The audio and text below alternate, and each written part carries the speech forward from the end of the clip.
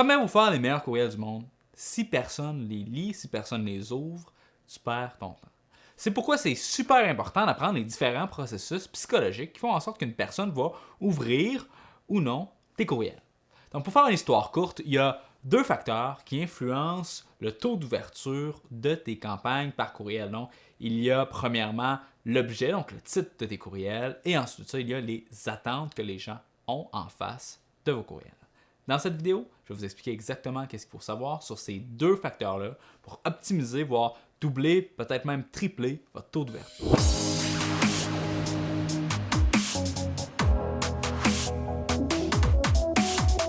Donc, qu'est-ce qui fait qu'un titre est meilleur que l'autre? Eh bien, honnêtement, c'est super difficile à dire. Parce que ça se peut qu'un titre que tu aimes particulièrement, que tu penses qu'il est bon, se fasse battre à plate couture par un titre que tu juges inférieur.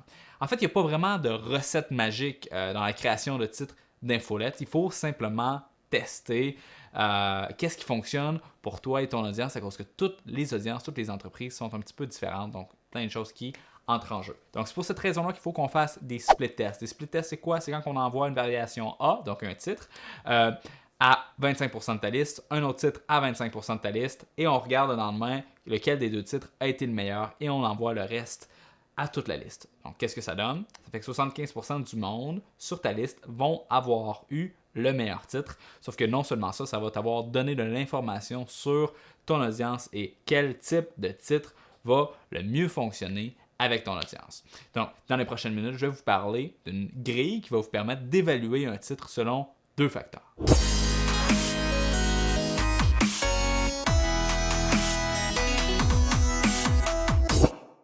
Donc, pour savoir quel style de type fonctionne le mieux avec ta liste, il faut que tu commences par expérimenter avec les différents styles et les différents types.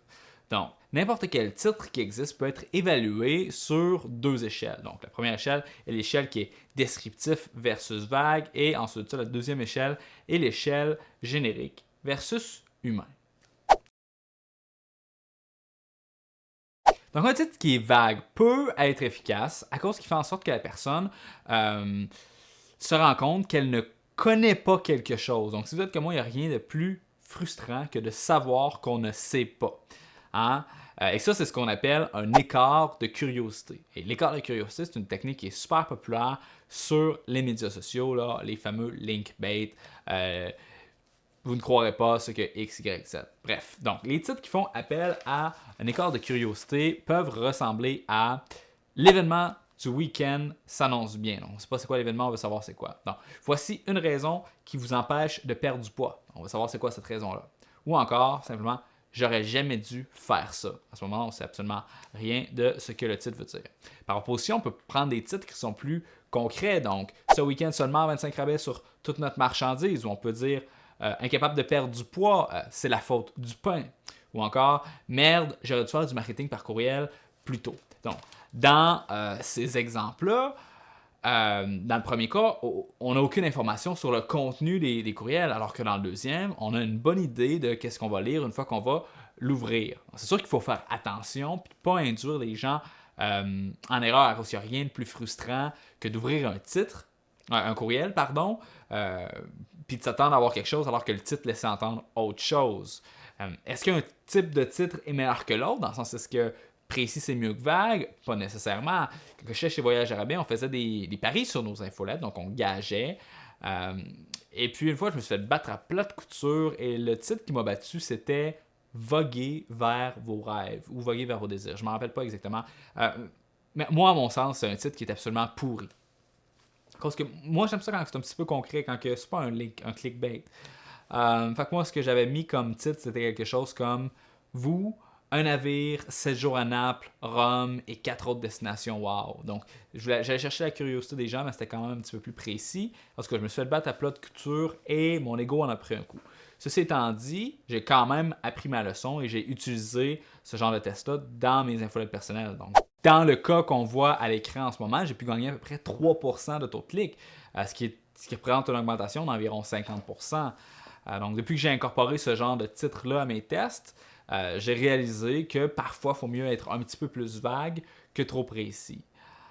Cependant, j'aimerais ça juste spécifier que c'est le cas seulement dans votre marketing par courriel. Commencez pas à faire des titres vagues sur vos titres d'articles de blog ou encore vos titres de vidéos, à cause que ça, c'est vraiment mauvais pour le référencement naturel. Vous allez avoir moins de trafic sur votre site à cause de ça.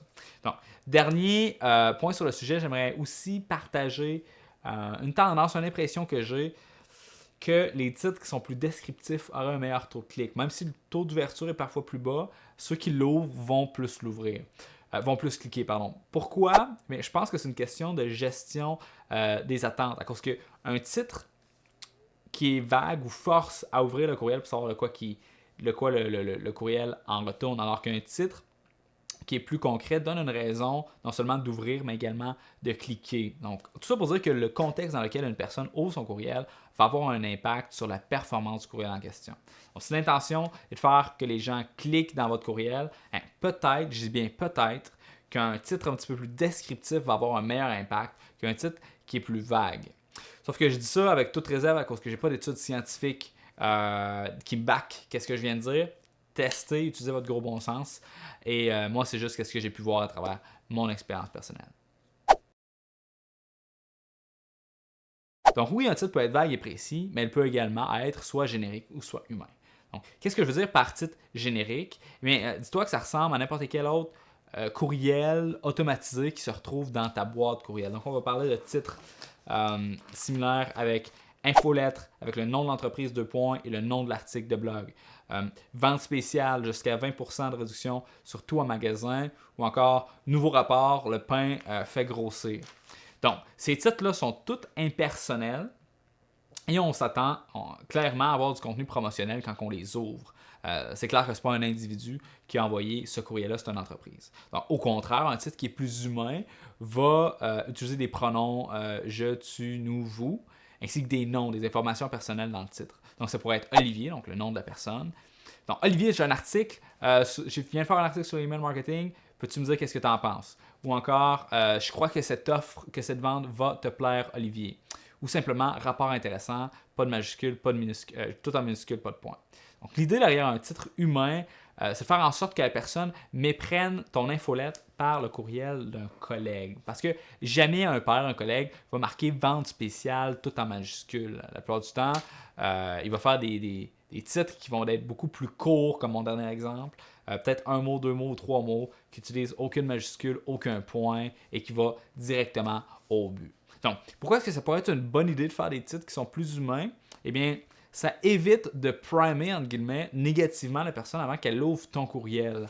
Faut pas que la personne elle ouvre ton courriel en se disant « Bon, c'est quoi encore qu'il va essayer de me vendre aujourd'hui? » Mais plutôt, je me demande qu'est-ce qu'Olivier a de bon à me dire ou encore « Yes, tu sais, je suis content parce qu'à chaque fois, il y a du bon contenu dedans. » Donc, pour être encore plus personnel dans les sujets de tes courriels, tu peux penser peut-être utiliser l'ensemble des informations que tu as à propos de ton prospect. Donc, si tu as les informations du conjoint ainsi que sa date de fête, mettons, tu pourrais dire Olivier. Donc, je suis sûr que Maggie aimerait ce cadeau pour sa fête, comme titre de courriel. Dans mes campagnes de capture d'adresse courriel, je demande aux gens s'ils sont en agence, des entrepreneurs, des étudiants, s'ils travaillent dans une entreprise. Donc, à ce moment-là, je pourrais utiliser ces informations-là pour créer des titres similaires à Olivier, comme toi, j'ai travaillé dans une agence. Voici 3 trucs que j'aurais aimé savoir dès le départ. Ou encore, je te préparer un document qui va t'aider pour la rentrée. Ou, hey, moi aussi, je suis un entrepreneur et ce truc-là est responsable de 80% de mon succès. En tout cas, tu vois le concept. Encore une fois, il faut tester.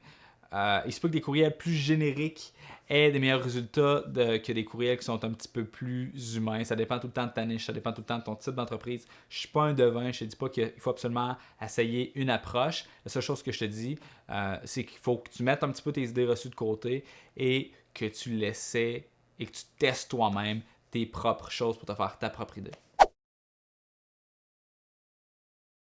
Donc, pour t'aider à mémoriser tout ça, j'ai décidé de te faire un beau tableau dans lequel je présente ces différentes dichotomies sur une matrice. Donc, le graphique nous présente avec 4 possibilités. Dans le premier cadran, c'est-à-dire en haut à gauche, on peut trouver un titre du genre « Olivier, tu m'impressionnes, lol ».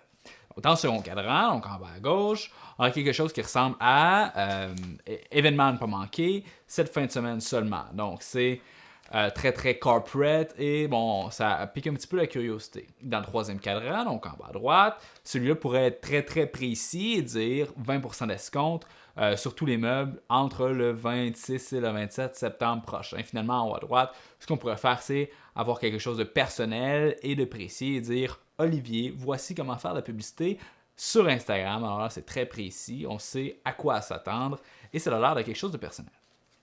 Donc, je suis quand même pas pour te dire, fais juste tout tester, puis après ça, regarde qu'est-ce qui fonctionne, puis continue à faire qu'est-ce qui fonctionne. Tu veux des trucs, et c'est ça que je vais te donner. Je vais te donner des trucs et des stratégies que tu vas pouvoir employer. Donc, c'est ça que je vais faire dans les prochaines minutes. Je vais te parler de 3 trucs que tu vas pouvoir utiliser pour faire de meilleurs titres d'infolettre.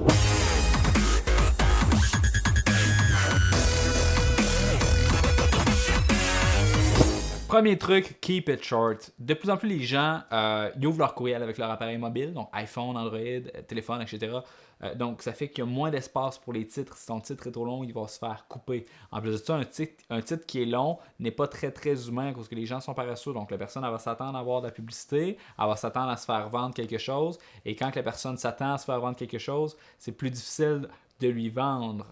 C'est beaucoup plus facile de vendre quelque chose parce que la personne pense plutôt que tu veux lui rendre service. Et ça fait drôle de dire ça, sauf que quand on y pense, si ton offre ne rend pas service à la personne, à ce moment-là, tu es peut-être mieux de ne pas lui envoyer tout simplement. Bref. Donc, pour être capable de faire un titre le plus court possible, c'est important de prendre son idée et d'essayer de la cruncher dans le plus de mots et de prendre les expressions puis des merger ensemble dans un seul mot, si je peux dire ça comme ça. Donc, on va prendre l'exemple. Le titre que j'avais mentionné précédemment, donc c'était « Vous n'êtes pas capable de perdre du poids, c'est la faute du pain ». Donc, c'est un exemple que j'ai donné plus tôt. Donc, premièrement, on peut remplacer « Vous n'êtes pas capable de perdre du poids » par simplement « Pas capable de perdre du poids ». Ensuite de ça, on peut aller plus loin et dire « Incapable de perdre du poids » et ensuite de ça « Incapable de maigrir ». Donc, ça vient d'enlever certains caractères. Et finalement, on peut remplacer « C'est la faute du pain » par « blâmer le pain » ou encore « C'est le pain ». Ce qui nous donne le titre final qui est « Incapable de maigrir, c'est le pain ». Donc, ce nouveau titre-là compte moitié moins de caractères, donc 31 caractères contre 67 pour l'original. Ça fait en sorte que bon, le titre est plus rapide à assimiler. Deuxièmement, il ne va pas se faire couper par les appareils mobiles. Il n'y a rien de plus désagréable que quelqu'un qui met tout en caps lock. Premièrement, c'est illisible. Ensuite de ça, c'est impoli. Je comprends que tu veux mettre de l'emphase sur tes courriels, sauf que si tu mets tout en majuscule, non seulement il ne va rien avoir qui va être en emphase, à cause que tout est en emphase, mais la personne va avoir de la misère à lire, puis ça va donner mal à la tête à la personne qui va essayer de te lire. En plus de ça, tu vas doubler tes chances de te retrouver dans les filtres à spam, à cause que c'est un des indicateurs de spam, que ton courriel ne va même pas se rendre dans la boîte de la personne. Il va juste se faire pogner par les filtres. Donc, si tu tiens absolument à mettre des majuscules, c'est correct pour un mot. Mais pas tout ton titre en majuscules, ça fait aucun sens. Mon dernier truc, et non le moins, il faut que tu écrives 20 titres. Et c'est pas une blague, il faut vraiment que tu en écrives 20. Parce que pense-y, si tu passes 1 heure à écrire un texte pour un courriel, c'est la moindre des choses de passer une vingtaine de minutes à brainstormer pour ton titre. Puis quand que je dis 1 heure, c'est pas beaucoup 1 heure pour un courriel. Tu sais, quand j'étais chez Voyage à Rabais, je passais à peu près 5 heures par courriel. Donc, si tu t'es forcé pour faire un bon courriel, force-toi pour que les gens ils l'ouvrent. Tu prends une feuille de papier et tu n'arrêtes pas tant et si longtemps que tu n'auras pas tes 20 titres différents. Puis je parle pas de petites variations mineures du même titre. Je parle de 20 concepts de titres différents. L'idée à l'arrière de ça, c'est pas qu'ils soient tous bons, mais c'est de te faire sortir de ta zone de confort puis d'explorer des angles que tu n'aurais pas explorés si tu n'avais pas eu à le faire. Fait que ça va te donner des titres qui vont être beaucoup moins intuitifs et beaucoup plus originaux. Pour être bref, fais juste garder ça court. Évite de mettre tout en majuscule, puis écris-en à peu près une vingtaine. Puis, dans tes 20 titres, essaye d'expérimenter avec la matrice qu'on a vue précédemment, donc générique humain et descriptif vague. Une fois que c'est fait, demande à 2 collègues d'en choisir chacun, puis fais un test A-B avec les 2 gagnants pour savoir c'est lequel qui est le meilleur de ces 2 titres-là. Puis, si tu veux, tu peux même changer ça en jeu. Quand j'étais chez Voyage à rabais, ce qu'on faisait, c'est qu'on avait un concours. La première personne qui gagnait, qui avait 5 titres qui étaient gagnants, elle se faisait payer une bouteille de scotch par les autres. Donc, ça peut être quelque chose qui rend l'utile à l'agréable.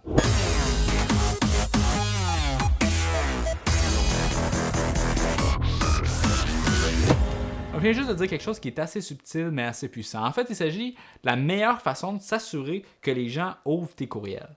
J'ai dit, chez Voyage à rabais, je passais en moyenne 5 heures à rédiger chacun de ces courriels-là. Donc 5 heures par courriel, ça paraît beaucoup. Mais tu sais, quand on se dit que juste un courriel, ça a le potentiel de payer ton salaire pour le mois, tu commences à prendre cette tâche-là au sérieux. Fait que là, tu vas peut-être me dire, OK, je comprends, Olivier, sauf que moi, je passe 1/2 million de personnes abonnées à ma liste. Sauf que moi, je vais te répondre que tu n'as pas besoin d'avoir une grosse liste pour avoir une liste rentable. Quand j'ai fait ma formation Facebook, j'ai fait mon lancement avec 8000 personnes sur ma liste, j'ai fait 20 000 à l'intérieur de 2 semaines. Puis moi, je ne dis pas ça pour t'impressionner, pour me vanter ou peu importe. Je dis juste ça pour prouver mon point qui est, c'est pas la taille qui compte, c'est qu'est-ce que tu fais avec. Tout ça pour dire qu'il faut prendre le temps d'écrire ces courriels. C'est long, écrire ces courriels, puis c'est normal que ce soit long. Donc, est-ce que je suis en train de te dire qu'il faut que tu passes 5 heures à écrire un courriel à un rythme de 4 mots minutes?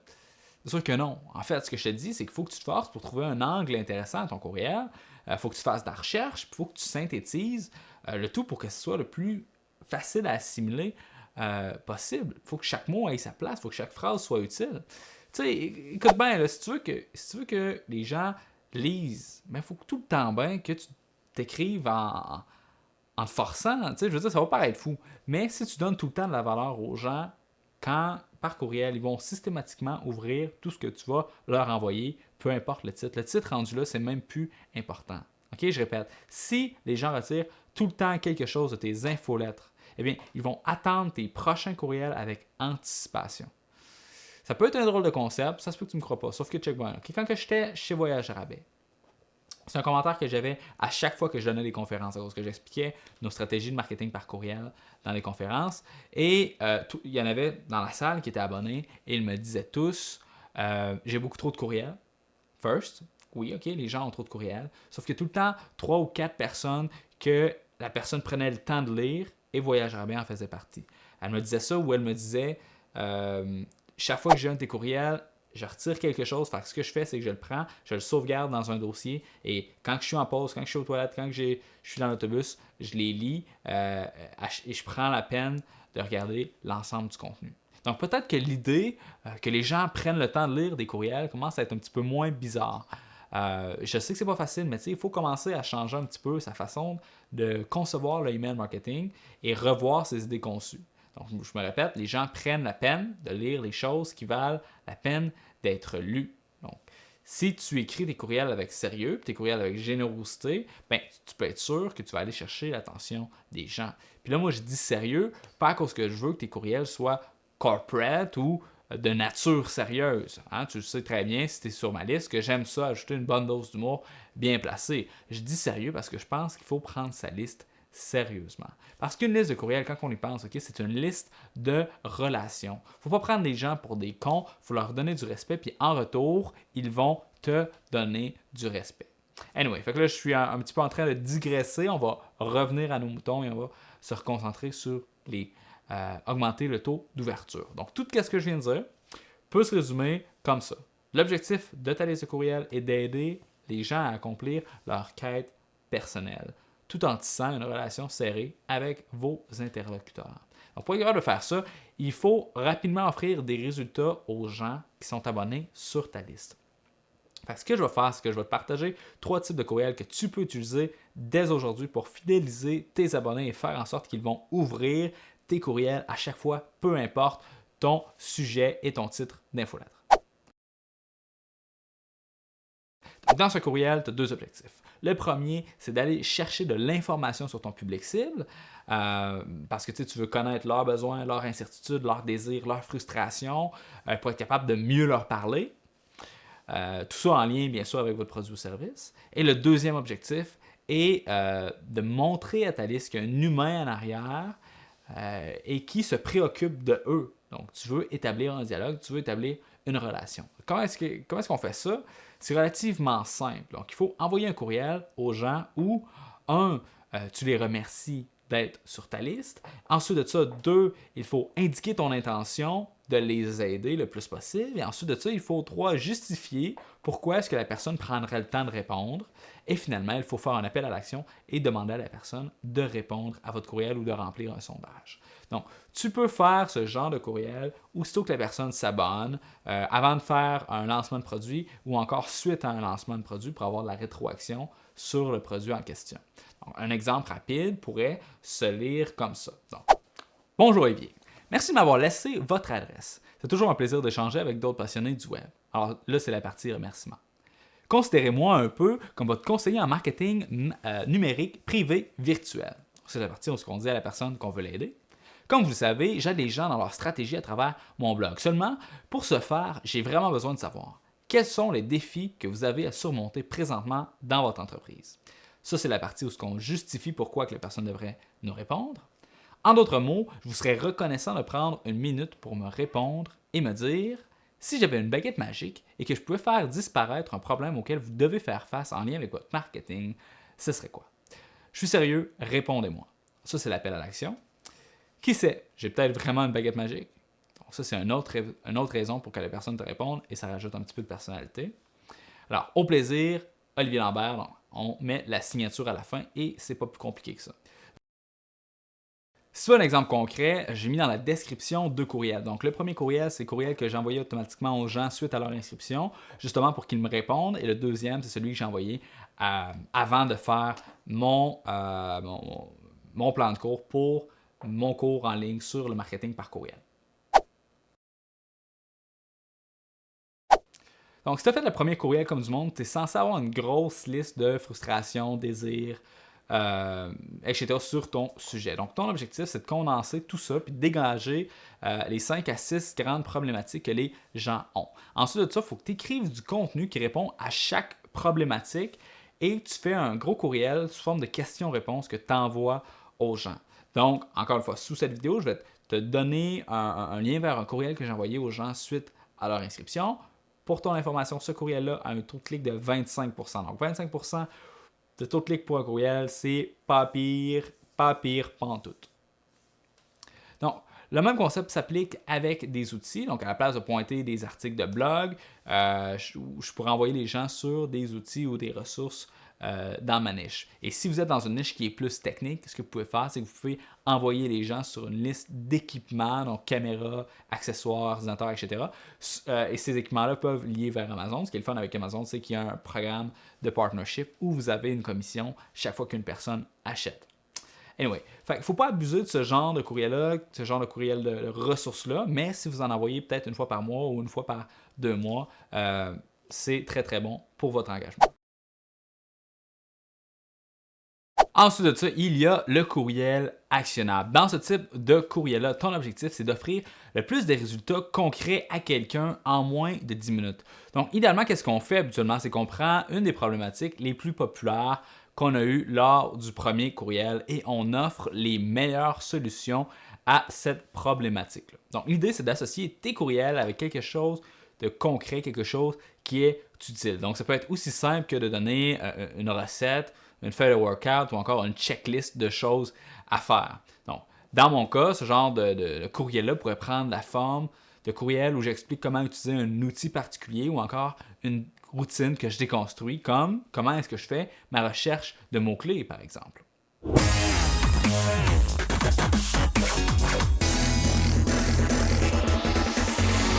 Alors voilà, c'est déjà tout. On a vu qu'il existe 2 facteurs qui influencent fortement ton taux d'ouverture de tes courriels. Le premier, ça concerne ton titre. On a vu que les 2 dimensions d'un titre et l'importance de tester pour savoir quel type de titre fonctionne le mieux avec ton audience. Ensuite de ça, on a vu 3 trucs qui vont drastiquement augmenter la qualité de tes titres. Ensuite de ça, on a vu que le facteur le plus important qui va influencer ton taux d'ouverture est l'attente des gens face à tes courriels. Si les gens associent ton nom avec qualité, utilité et agréable, ils vont ouvrir tous tes courriels sans exception. Alors voilà, ça fait le tour. Si tu as des questions, ça va me faire plaisir de répondre dans les commentaires. Probablement qu'il y a d'autres personnes qui ont les mêmes questions. que toi, donc je vais pouvoir te répondre et répondre aux autres en même temps. Ça va me faire absolument plaisir. Alors, j'espère que tu as apprécié et on se revoit bientôt dans une prochaine leçon.